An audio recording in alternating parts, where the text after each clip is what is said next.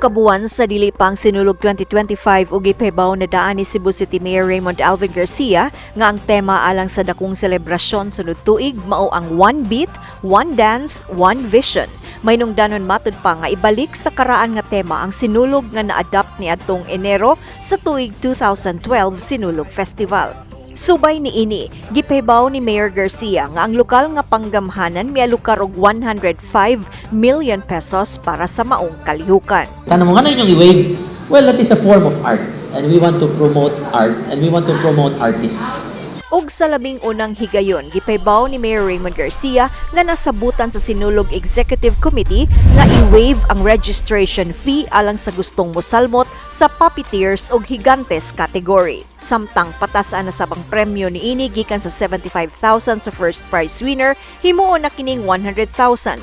Ang second prize gikan sa 50,000 mahimo ng 75,000 ug ang third prize gikan sa 30,000 mahimo ng 50,000 pesos. Kiba ka nga no daghan mo encourage number one ren?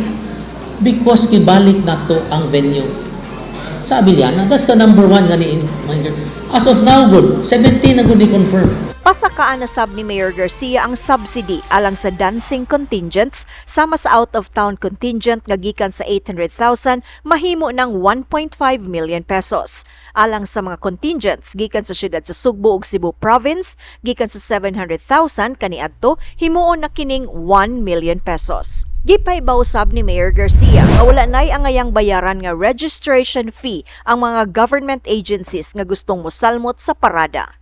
Base sa datos sa Sinulog Foundation as of October 14, 2024, dunay 17 ka mga contingents ang mikumpirmar nga mosalmot sa Sinulog Grand Parade, samtang magpabilin sa gihapon ang premyo nga 3 million, 2 million ug 1 million pesos sa mugawas nga mananaog. Ug sama sa una nang gianunsyo ni Mayor Garcia, balik na sa Cebu City Sports Center kun sa Abellana ang One Beat, One Dance, One Vision Sinulog sa Sugbo 2025. Kini ang balita, Jinky Rosit, Cebu City News.